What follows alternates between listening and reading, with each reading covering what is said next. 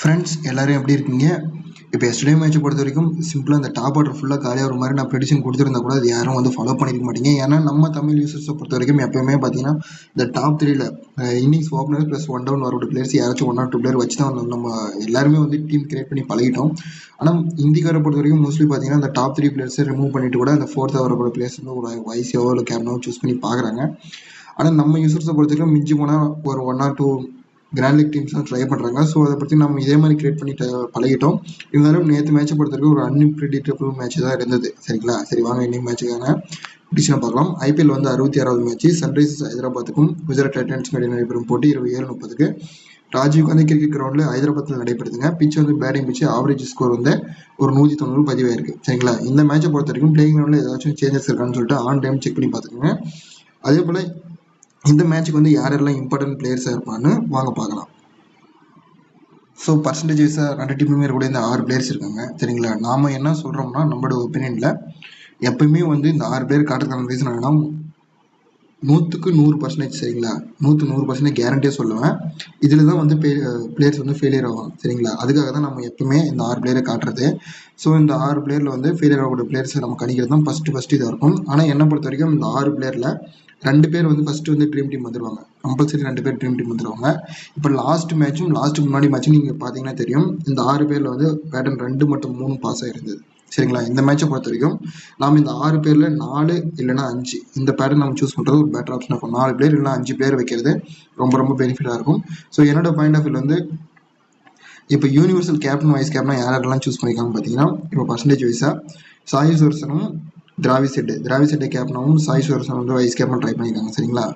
Small league வந்து விளையாடுறவங்க இந்த 2 player மேலே வந்து நம்ம கைவிக்கூடாதுங்க. ஏன்னா ஒரு 40 பாயிண்ட் இல்லை ஒரு 50 பாயிண்ட் எடுத்துகிட்டே வந்து போட்ட காசு நம்மளுக்கு திரும்ப வராது. ஏன்னா உங்கள் ஆப்போனண்ட் எல்லாமே இவங்க தான் கேப்டன் வைஸ் கேப்டன் ட்ரை பண்ணுவாங்க. ஆனால் கிராண்ட் லீக் விளையாடுறவங்க வந்து இந்த 2 பிளேயரில் யாராச்சும் ஒரு பிளேயர் மாதிரி ரிஸ்க் எடுக்கலாம். சரிங்களா? இப்போ என்னோட பாயிண்ட் ஆஃப் என்னன்னா, இப்போ ராஜீவ்காந்தி ஸ்டேடியம் ஹைதராபாத்தில் நடைபெறுதுன்னா இப்போ அந்த சன்ரைசர்ஸ் ஹைதராபாத் டீம் பொறுத்த வரைக்கும் அவங்களுக்கு சாதகமாக தான் அமைப்பாங்க. சரிங்களா? சன்ரைசர்ஸ் ஹைதராபாத் வந்து இந்த சீசனில் ஃபுல் அண்ட் ஃபுல் வந்து பேட்டிங் தான் வந்து சப்போர்ட்டாக இருக்குது. அதனால பிச்சை பொறுத்த வரைக்கும் பேட்டிங் ஃபேவரை தான் வந்து செட் பண்ணுவாங்க. அதனால இப்போ நம்ம யார் மேலே ரிஸ்க் எடுக்கலாம் அப்படின்னு பார்த்தீங்கன்னா, இப்போ எல்லாருடைய ஃபோக்கஸும் வந்து திராவிட் செட்டு, அபிஷேக் சர்மா இவங்க 2 பேர் மேலே தான் இருக்கும். சரிங்களா? இவங்க 2 பேரும் நின்று விளையாடுவாங்களா இல்லை அவுட் ஆகுமான்றது தான். சரிங்களா? இப்போ குஜராத்தும் சன்ரைசர்ஸ் ஹைதராபாத்தும் ஆடுற மேட்ச்சில் நீங்கள் செக் பண்ணி பார்த்தீங்கன்னா தெரியும், திராவிட் செட்டு வந்து ஃப்ளாப் ஆகிருக்காரு. சரிங்களா? அதனால் இந்த மேட்ச் வந்து ரிஸ்க் எடுக்கிறவங்க திராவிட் செட்டு மேலே ரிஸ்க் எடுத்து பாருங்கள். ஏன்னா இப்போ ஒரு 47% பக்கம் வந்து கேப்டனாக சூஸ் பண்ணியிருக்காங்க. ஸோ இந்த மாதிரி ஒரு பிளேயர் வந்து ஃப்ளாப் ஆகிறப்ப அந்த 40% டீம் வந்து அடி வாங்க. சரிங்களா? ஸோ நீங்கள் ரிஸ்க் எடுக்கிறவங்க திராவிட் செட்டு மேலே ரிஸ்க் எடுத்து பாருங்கள். நான் வந்து இந்த மேட்ச்க்கு ரிஸ்க் எடுத்து பார்க்குறேன். சரிங்களா?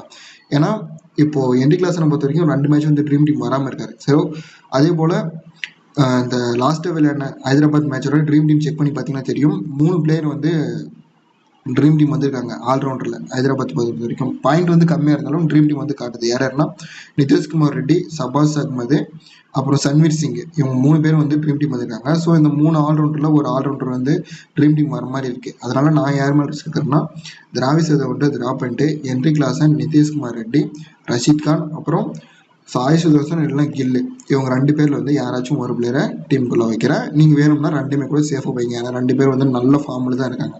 சரிங்களா? ஒன்றும் இல்லை, இவங்க 2 பேருமே நீங்கள் டீமில் வச்சா ஆப்போசிட் டீமில் வந்து புவி தான் பவுல் பண்ணுவோம். சரியா?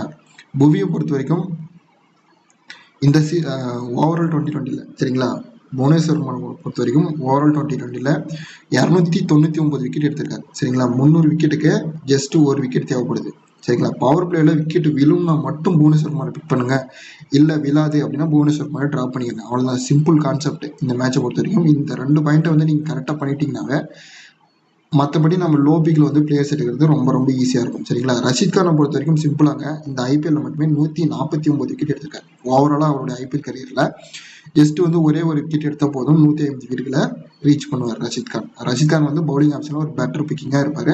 ஸோ நான் வந்து இந்த மேட்ச்க்கு வந்து என்ன உங்களுக்கு பேட்டர்ன் கொடுக்குறேன்னா, நிதிஷ்குமார் ரெட்டி, ரஷீத் கான், ஹென்ரி கிளாசனு, திராவிட் செட்டை ட்ராப் பண்ணிட்டு இந்த 2 பிளேயரில் 2 பேருமே வேணும்னா 2 பேருமே வச்சுக்கோங்க. இல்லை பவர் பிளேயில் விக்கெட் விழும்னா மட்டும் ஆப்போசிட் டீமில் இருக்கக்கூடிய அந்த புவனேஸ்வர் குமாரை பிக் பண்ணிக்கலாம். சரிங்களா? அவ்வளோதான், இந்த கான்செப்ட் படி போங்க, ஒரு பெட்டர் டீமாக இருக்கும்.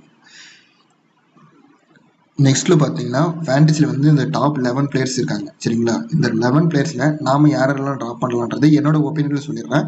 ரிஸ்க் எடுக்கிறது வந்து உங்கள் இஷ்டம் தான் சரியா. இப்போ last match dream team check பண்ணி பாருங்கள். புவனேஸ்வர் குமார் அந்த பேட் கமின்ஸ் 2 பேரும் வந்து ட்ரீம் டீமில் இருக்காங்க ஹைதராபாத்தை பொறுத்த வரைக்கும். ஸோ இவங்க நம்ம சொன்னதான் இந்த டாப் ஆர்டர் விக்கெட் விரும்பினா மட்டும் புவனேஸ்வர் குமார் எடுத்தாங்க, இல்லை புவனேஸ்வர் குமார் ரிஸ்க் எடுத்து பாருங்க. பேட் கமின்ஸை பொறுத்த வரைக்கும் அந்த 20வது ஓவர் வந்து இவர் தாங்க பவுல் பண்ணுறாரு இப்போ ரீசெண்டாக.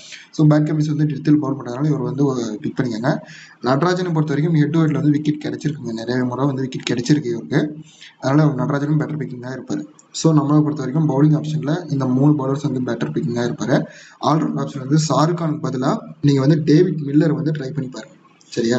ஷாருக் கான் வந்து ரெக்கார்டு இல்லை, ஆனால் டேவிட் மில்லருக்கு வந்து ஒரு ரெக்கார்டு இருக்குங்க. 76 ரன் பக்கம் அடிச்சா இவர் வந்து 3000 ரன் வந்து ரீச் பண்ணுவார் சரிங்களா டேவிட் மில்லர். ஷாருக் கானுக்கு பதிலாக டேவிட் மில்லர் வந்து ஒரு பெட்டர் பிக்கிங்காக இருப்பார். நெக்ஸ்ட் பார்த்தீங்கன்னா அபிஷேக் சர்மா, கில்லு, சாய் சுதர்சன் இவங்க எல்லாருக்குமே வந்து ஹெட் டு ஹெட்ல வந்து ஆவரேஜ் நல்லா இருக்குதுங்க சரிங்களா. இவங்க 3 பேருக்குமே வந்து ஹெட் டு ஹெட்ல ஆவரேஜ் நல்லா இருக்கு. திராவிட் செட்டு மட்டும்தான் கொஞ்சம் போரா இருக்கு சரியா ஹெட் டு ஹெட்ல. உங்களுக்கு வேணும்னா சேஃபாக வேணும்ன்றவங்க பிக் பண்ணிக்கோங்க. நெக்ஸ்ட் பார்த்தீங்கன்னா விக்கெட் கீப்பிங் ஆப்ஷனை பொறுத்த வரைக்கும் இந்த விக்கெட் கீப்பிங் ஆப்ஷனில் மொத்தம் 3 பிளேயர் இருக்காங்க சரிங்களா. விருத்திமான் சகாவும் மேத்யூ வேட் இதில் யார் பிளேயிங் அப்படி இருக்காங்க ஆன் டைம் செக் பண்ணி பார்த்தாங்க. சகாவை பொறுத்த வரைக்கும் ஒரு ரெக்கார்டு இருக்குது சரிங்களா. ஒரு 67 ரன் அடிச்சா இவருக்கு வந்து 3000 ரன் ரீச் பண்ணுவார். இது யாரும் எதிர்பார்த்தாங்க, ஏன்னா பிளேயிங்கில் இந்த 60 மேட்ச்க்கு அப்புறம் ஐபிஎல் மேட்ச்சில் கண்டிப்பாக பிளேயிங்கில் வந்து மாற்றி சேஞ்சஸ் கொடுத்துட்டே இருப்பாங்க. அதனால கொஞ்சம் ரிஸ்க்காக தான் இருக்கும் மேட்சை பொறுத்த வரைக்கும். கொஞ்சம் இன்வெஸ்ட்மெண்ட்டை பொறுத்த வரைக்கும் கம்மியாக பண்ணுங்கள். சகாவுக்கு வந்து ஒரு 67 ரன் அடிச்சா 3000 ரன் வந்து ரீச் பண்ணுவார் சொல்லிட்டு ஒரு ரெக்கார்டு இருக்குது. வேணும்னா இவரை ட்ரை பண்ணி பாருங்கள். பிளேயிங் லெவலில் இருந்தால் ட்ரை பண்ணி பாருங்கள், இல்லைனா வேண்டாம். மேத்யூ வேடை பொறுத்த வரைக்கும் சிம்பிளாக சொல்லலாம், மேத்யூ வேடை கம்பேர் பண்ணுறப்ப என்ட்ரி கிளாஸ் நல்ல டச்சில் தான் இருக்காரு. இவரை வந்து நீங்கள் பிக் பண்ணிக்கோங்க, சேஃப் பிக்கிங்காக இருக்கும். அடுத்து நம்ம சொல்லக்கூடிய பாயிண்ட் என்னென்னா ரொம்ப ரொம்ப முக்கியமான பாயிண்ட் பாருங்கள். இப்போது திராவிட் செட்டு வந்து அவுட் ஆகிற மாதிரி நான் டீம் உங்களுக்கு கொடுத்துட்டேன். ஸோ பவர் பிளேயில் வந்து குஜராத் பக்கம் நம்ம ஒரு பிளேயர் எடுத்து தான் ஆகும் சரிங்களா. குஜராத் பக்கம் வந்து உமேஷ் யாதவ் தான் பவுல் பண்ணுறாரு. இவர் வந்து 149வது ஐபிஎல் மேட்ச் வந்து இன்னைக்கு ப்ளே பண்ணுறாரு சரிங்களா. பவர் பிளேயில் வந்து இவர் தான் பவுல் பண்ணுறாரு. ஹெட் டு ஹெட்லேயும் வந்து விக்கெட் கிடைச்சிருக்குங்க. ஸோ இந்த பவுலர் வந்து நம்ம பிக் பண்ணுற மாதிரி இருக்கும். அப்படி பிடிக்கலன்னா இன்னொரு பவுலர் இருக்கார் ஜெயதேவ் உனத்கட்டு. இவர் வந்து 99 விக்கெட்டுகளை எடுத்திருக்காரு ஐபிஎல்ல மட்டுமே. 100வது விக்கெட் வந்து எப்போ வேணும்னு தெரியல. ஸோ இந்த மேட்சை பொறுத்தவரைக்கும் ஒரு 1 விக்கெட்டில் வந்து இருக்கிற பார்டர்ஸில் வந்து யார் இருக்காங்கன்னா ரஷீத் கானும் ஒரு விக்கெட் எடுத்தால் 150 விக்கெட்டில் ரீச் பண்ணுவார். புவனேஸ்வர் குமாரை பொறுத்த வரைக்கும் ஒரு விக்கெட் எடுத்தால் 300 விக்கெட்டுகளை 22 ரீச் பண்ணுவார். அதே போல் ஜெயதேவ் உனத்கட்டும் ஒரு விக்கெட் எடுத்தால் 100 விக்கெட்டுகளை ரீச் பண்ணுவார் சரிங்களா. நம்ம அடுத்து பார்க்கக்கூடிய கீ பிளேயர்ஸ் யாருன்னா மோஹித் சர்மா தான். எல்லாருமே வந்து எப்படி ஃபோக்கஸ் பண்ணுவாங்கன்னா பேட் கமின்ஸை பார்ப்பாங்க, ரஷீத் கானை பார்ப்பாங்க, நடராஜன் இவங்க எல்லாருமே பார்ப்பாங்க. ஆனால் மோஹித் சர்மான்னு ஒரு பவுலர் இருக்கிறது வந்து யாரும் பெருசாக பேச மாட்டாங்க. ஆனால் ஹெட் டு ஹெட்ல பார்த்தீங்கன்னா நிறைய விக்கெட் வந்து இவர் தாங்க விழுந்திருக்கு சரிங்களா. 3 விக்கெட் இந்த மாதிரி தான் எடுத்திருக்காரு. 3 விக்கெட் 2 விக்கெட் இந்த மாதிரி தான் அதிகமாக விழுந்திருக்கே சரியா மோஹித் சர்மாவுக்கு. இந்த மேட்சை பொறுத்த வரைக்கும் சிம்பிளாக சொல்லணும்னா ஆல்ரவுண்டரில் வந்து பெருசாக மோர் இம்பார்ட்டன்ட்லாம் கிடையாது சரிங்களா. ஷாருக் கானோ இல்லை டிவாட்டியாவோ சபாஸ் அகமதோ சன்வீர் சிங்கோ யாருமே இல்லை சரிங்களா. ஒரே ஒரு ஆல்ரவுண்டர் நிதிஷ்குமார் ரெட்டியை மட்டும் ட்ரை பண்ணி பாருங்க. விக்கெட் கீப்பிங் ஆப்ஷனை பொறுத்த வரைக்கும் இந்த 2 விக்கெட் கீப்பரில் யாராச்சும் ஒரு விக்கெட் கீப்பர் இல்லை நீங்கள் 2மே ட்ரை பண்ணுறாலும் ட்ரை பண்ணி பாருங்க. ஸோ நேற்று மேட்சை பொறுத்த வரைக்கும் 6 பவுலர்ஸ் வந்து ட்ரீம் டீம் வந்து இருந்தாங்க. இன்னைக்கு மேட்சை பொறுத்த வரைக்கும் 5 பவுலர்ஸ் இல்லை 4 பவுலர்ஸை வந்து பிக் பண்ணுறது ஒரு பெட்டர் ஆப்ஷனாக இருக்கும். ஒரு 5 பவுலிங்கு இல்லை ஒரு 4 பவுலிங்கை பொறுத்த வரைக்கும் நீங்கள் பிக் பண்ணுறது ஒரு பெட்டர் ஆப்ஷனாக இருக்கும். ஏன்னா பவுலர்ஸை பொறுத்த வரைக்கும் இந்த மேட்ச்சில் நீங்கள் மிஸ்டேக் பண்ணாமல் வச்சிங்கனாவே கண்டிப்பாக வந்து நீங்கள் கிராண்ட் லீக்கை வின் பண்ணிடலாம். ஏன்னா இந்த மேட்சும் பொறுத்த வரைக்கும் ஒரு 2 பெரிய டீம் வந்து மோதுதுன்னா எல்லாருமே வந்து ஒரு ஐஸ் கேரிங் கேமாக தான் இருக்கும்னு எதிர்பார்ப்பாங்க. ஆனால் ஒரு 2 பெரிய டீம் வந்து மோதுதுன்னா கண்டிப்பாக வந்து பவுலர்ஸ் தான் வந்து மோர் கான்ட்ரிபியூஷன் கொடுப்பாங்க. அதனால பவுலர்ஸை வந்து மிஸ்டேக் இல்லாமல் இந்த மேட்ச் பிக் பண்ணுங்கள். வீடியோ வந்து நல்லா டீமை பொறுத்த வரைக்கும் நல்ல டீமை கிரியேட் பண்ணுங்கள். கிராண்ட் லீக் வின் வாழ்த்துக்கள். இந்த நாள் உங்களுடைய நாளாக அமைய வாழ்த்துக்களை தெரிவித்து கொண்டு அடுத்து ஒரு நல்ல வீடியோ சந்திக்கிறேன். தேங்க்ஸ் ஃபார் வாட்சிங். டீம் வந்து நல்லா கிரியேட் பண்ணுங்கள்.